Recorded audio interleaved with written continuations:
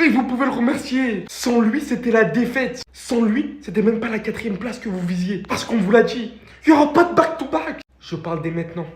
Oui, vous pensiez prendre le championnat 2 saisons consécutives? Plus sérieusement, on est littéralement sur l'un des pires matchs de l'ère d'Hansi Flick. Sans cet homme et ses multiples arrêts, dans des positions, mais vous vous demandez juste comment il faisait ça. De très loin, le plus grand point positif de ce match, si ce mec se réveille comme ça. Comme dit en début de vidéo, le Rayo Vallecano pouvait facilement prendre ce match. Ils ont manqué mais cruellement d'efficacité devant les cages. Mis à part au début, le Barça a été mauvais dans sa gestion du match dans la globalité. C'était pas le Barça qu'on connaissait habituellement, rapide dans les transitions, de même dans les récupérations et surtout autant tranchant devant les cages. Et en plus, je parle beaucoup de Juan Garcia. Mais pour beaucoup aussi, le penalty qui a été attribué à la minimale n'était pas valable. Et c'est littéralement scandaleux de savoir que la VAR n'était littéralement pas opérationnelle du début du match jusqu'au penalty de la minimale et qu'elle a ensuite redémarré une fois que le penalty a été tiré et converti. Mais ça, j'en ai fait une vidéo exclusive, je vous conseille d'aller la voir. La Ligue a continué dans toute sa splendeur, je pouvais pas finir meilleur que ça mon week-end honnêtement. Des points perdus pour le Barça, c'est tout ce qu'il me fallait. S'il vous plaît, s'il vous plaît, s'il vous plaît, me parlez pas de l'état du terrain, me parlez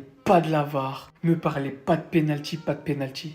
On a eu de la teuche, mais une teuche pas possible s'en sortir avec un point aujourd'hui. On est venu se faire bousculer comme des enfants, comme des petits. Autant de tirs de chaque côté, ils ont plus cadré que nous. Et j'imagine même pas l'issue du match si cet homme il est pas là.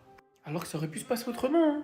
Si Rafinha il avait donné à Ferran, ça aurait pu se passer autrement. Si Olmo il avait juste branché ses 2 neurones juste pour cadrer là, face au but, à bout portant. Et le match il se passe peut-être différemment si d'entrée de match on réussit à se mettre en confiance avec des buts. Mais non, on s'est fait rouler dessus. Pas d'excuse quand l'homme du match c'est ton gardien, c'est que t'as été nul. C'est que ton gardien a été sollicité.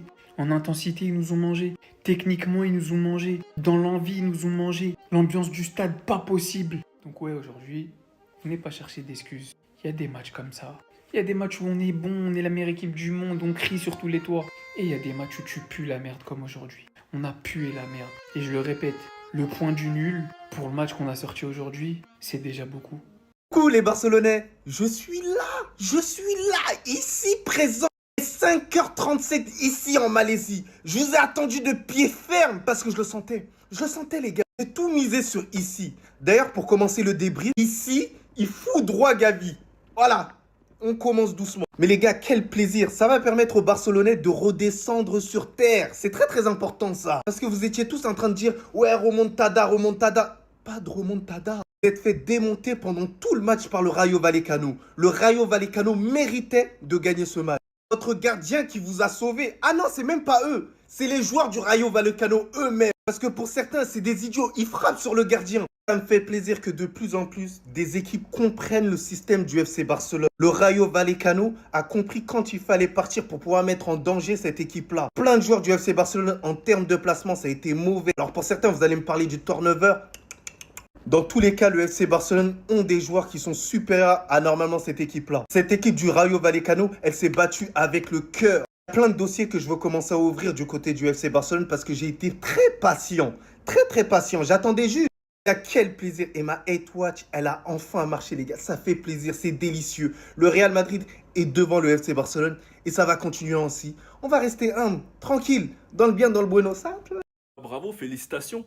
Félicitations, on part en trêve avec un point. Félicitations, vous voulez que je vous dise quoi? Ça fait 3 matchs où on n'est pas rassuré. Ça fait 3 matchs où la défense est catastrophique. Ça fait 3 matchs où on joue comme si on était déjà champion. La reprise du Barça, elle est compliquée et là on le paye cash. Match nul face à Rayo Vallecano à l'extérieur. Rayo Vallecano, ils nous ont mangé. Qu'on s'en sorte avec le match nul, c'est limite un miracle. On peut remercier un seul homme, c'est Johan Garcia. C'est lui qui a sauvé le match. Sans lui, ce match, tu prends un score. Bien évidemment, c'était sûr, il allait se transformer en Iniesta, en Messi Prime, c'est tout le temps la même chose. J'avais fait une vidéo pour demander qui allait être notre antagoniste, et ben c'est ici. C'est ici encore une fois notre antagoniste. Le match de patron qui nous a sorti, lui, Pathé 6, les gars, c'était même pas drôle. Déjà qu'on mène 1-0 sur un penalty, le tournant du match s'est joué là, sur les ratés de Dani Olmo, mais je ferai une vidéo sur ça.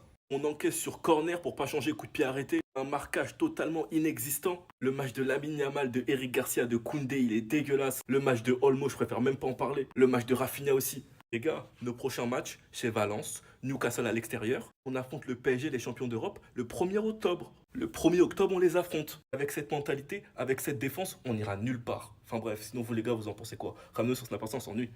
Match de Juan Garcia, est-ce qu'on peut en parler s'il vous plaît? Si le Barça tient encore debout jusqu'à là, c'est grâce à lui. Combien de gros arrêts à lui tout seul aujourd'hui? Le pire c'est que c'est des occasions où il y avait but direct. Là sur cette occasion, l'attaquant du Rayo Vallecano reçoit une passe en retrait. Il est seul face à Juan Garcia. Il enchaîne directement avec un tir et le bras de Juan Garcia était déjà présent. Je sais pas si vous vous rendez compte de la folie. Le pire c'est qu'au banc il y a Uchi Chechny. Et au moment où je vous parle, le Rayo Vallecano vient d'inscrire son deuxième but. Mais encore une fois, heureusement pour le FC Barcelone, il y a hors-jeu. Parce que oui, là comme par hasard, la VAR refonctionne. Ne demandez pas comment ça se fait, c'est la Liga. Cependant, malgré tous ces beaux arrêts de Juan Garcia, ça n'a pas empêché le Rayo Vallecano d'égaliser et c'est totalement mérité. Ils sont pas venus avec un complexe d'infériorité, ils sont venus pour jouer et pour gagner. Et moi ce genre de club là je les respecte. Sur un magnifique corner du Rayo Vallecano, Eric Garcia a oublié son marquage. Le gars se retrouve tout seul au deuxième poteau, il reçoit le ballon, il a enchaîné directement avec une reprise, c'est rentré. Impossible pour Juan Garcia de l'arrêter ça par contre. Très gros faux pas de la part du FC Barcelone qui se retrouve désormais 4ème. Le Real Madrid on est actuellement premier avec l'Atlético Bilbao qui est juste derrière nous. Et j'espère vraiment que c'est pour tout bon, on se donne rendez-vous à la fin de la saison. D'autant plus que là on a déjà un adversaire qui est d'office mort, l'Atlético de Madrid, ils sont même pas là. Dites-vous que là on a la liste des 14 premiers de Liga et ils sont même pas là-dedans. Tellement le début de saison est catastrophique.